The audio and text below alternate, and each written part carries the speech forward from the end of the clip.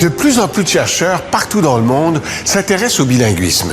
Psychologues, linguistes, spécialistes de l'imagerie cérébrale découvrent les avantages de parler deux langues et ils scrutent les transformations que cette pratique opère sur ce qu'on appelle le cerveau bilingue. Les découvertes qui en découlent sont surprenantes.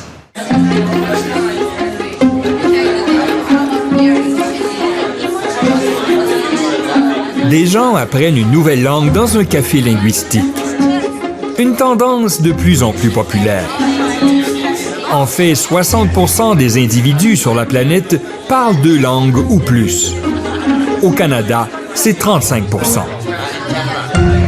En fait, la normalité humaine, c'est d'être plurilingue. C'est de parler deux langues, trois langues, quatre langues. Et la science nous démontre aujourd'hui qu'il y a des bienfaits au bilinguisme à tous les âges de la vie. À l'enfance, à l'âge adulte et au troisième âge. Je m'appelle Liam, j'ai 5 ans et j'adore parler français. Je m'appelle Mia, j'ai 6 ans. J'aime parler le français et l'anglais. Prochaine image. Mia et Liam ont tous les deux appris leur langue à la maison. On a longtemps cru qu'être bilingue à cet âge pouvait nuire au bon apprentissage de la langue apprise à l'école. Est-ce que c'est ça que vous trouvez en laboratoire? Non.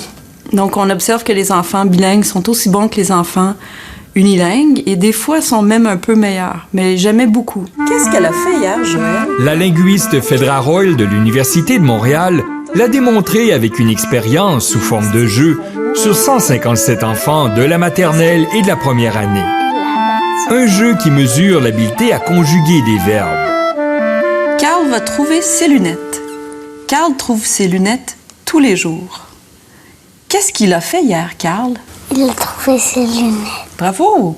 Cet avion a Et ce qu'elle constate, c'est que les enfants bilingues maîtrisent un peu mieux que les unilingues la conjugaison des verbes irréguliers, comme lire et perdre, par exemple.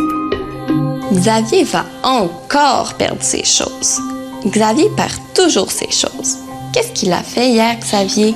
Il a perdu ses choses. Daphné va lire une histoire.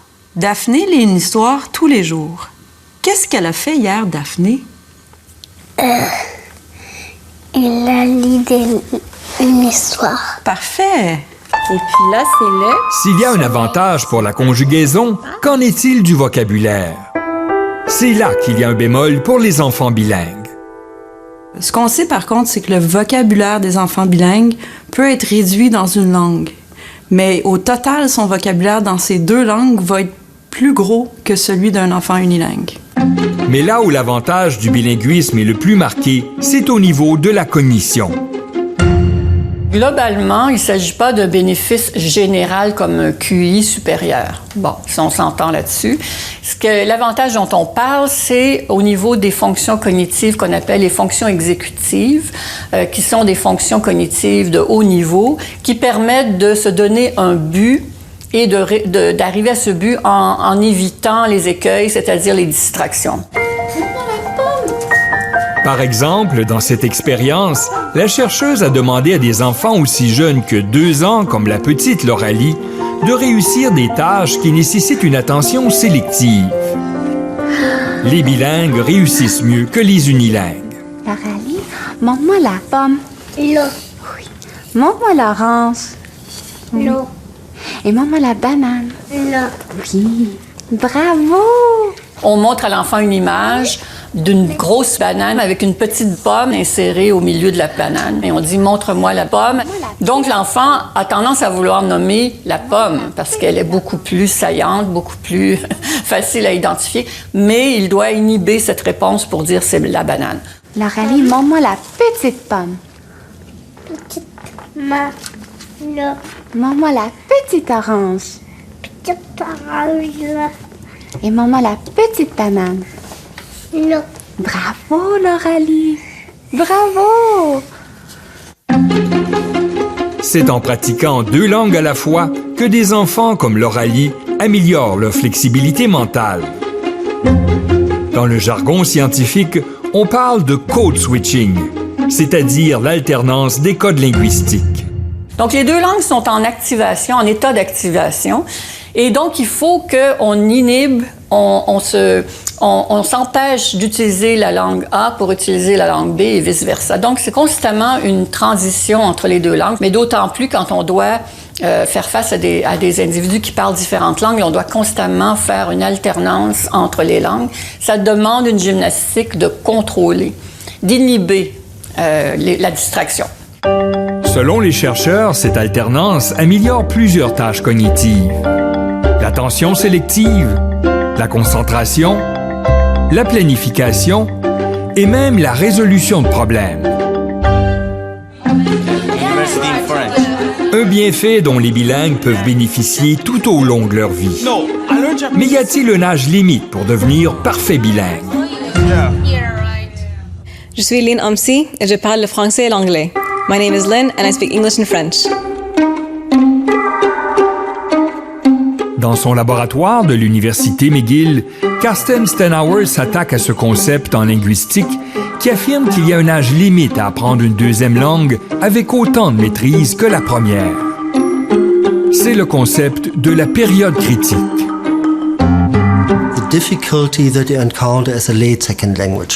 La période critique représente la difficulté que rencontre une personne qui apprend une langue tardivement, soit après la puberté, entre 9 et 12 ans.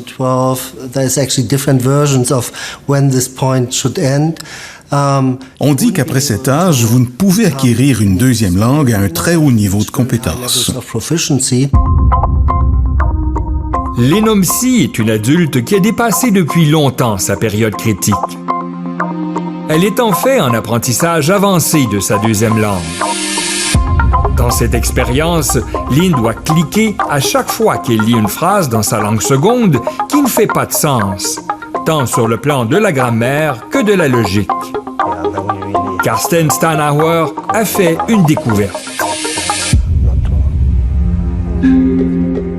Voici l'activité cérébrale de Lynn lors de ce test vu du dessus de sa tête. En une demi-seconde, l'activité passe du côté gauche et se déplace vers l'arrière. C'est exactement la même séquence d'activité cérébrale que l'on retrouve chez quelqu'un qui utilise sa langue maternelle.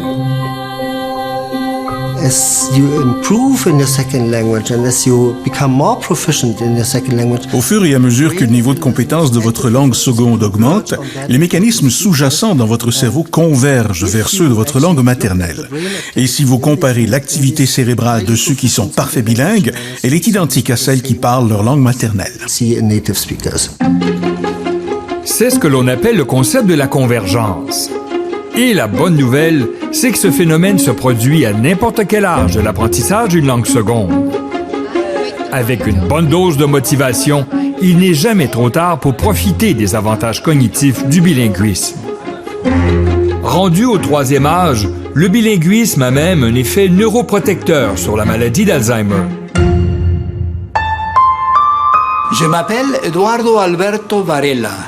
J'ai passé ma vie à être bilingue. Je suis Louise Trudel, j'ai parlé français toute ma vie. C'est par le temps de réponse à des trois fois. Anna Inès Ansaldo est linguiste au Centre de recherche de l'Institut universitaire de gériatrie de Montréal. J'aime bien cette coupe parce que ça nous permet de voir... Multilingue, sa passion est d'étudier les liens entre le langage, le vieillissement et le cerveau. Elle est particulièrement encouragée par les études récentes qui démontrent que le bilinguisme aurait un effet protecteur pour les personnes atteintes de la maladie d'Alzheimer. Lorsqu'on compare une cohorte de bilingues et d'unilingues âgés, on peut remarquer qu'il y a un décalage dans l'apparition des symptômes des maladies d'Alzheimer, à savoir que les bilingues vont montrer les signes entre 4 et 5 ans plus tard que les unilingues. Anna Inès Ansaldo démontre dans une expérience l'effet protecteur du bilinguisme sur le cerveau âgé. Sous un appareil de résonance magnétique, elle a demandé à des personnes âgées unilingues et bilingues, comme Louise et Eduardo, d'exécuter une tâche. De peu près? Cliquez à droite chaque fois qu'un carré jaune apparaît ou cliquez à gauche quand c'est un carré bleu, peu importe où ils apparaissent à l'écran. La personne doit donc se concentrer sur la couleur et mettre de côté l'endroit où l'objet apparaît. Un exercice qui, tout comme chez les bilingues, fait appel au contrôle inhibiteur. Les bilingues sont constamment dans une situation où il faut gérer des interférences entre des codes différents.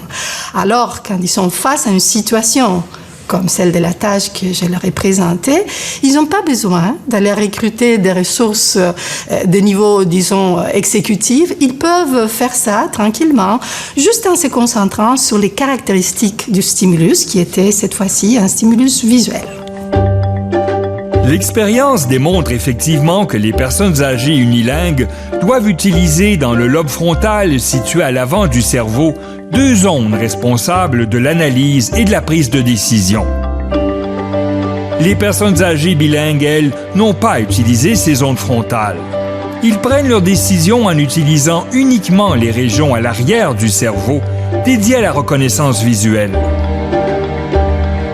C'est un avantage quand la maladie d'Alzheimer fait son apparition, car les plaques amyloïdes qui envahissent le cerveau débutent souvent dans les aires décisionnelles.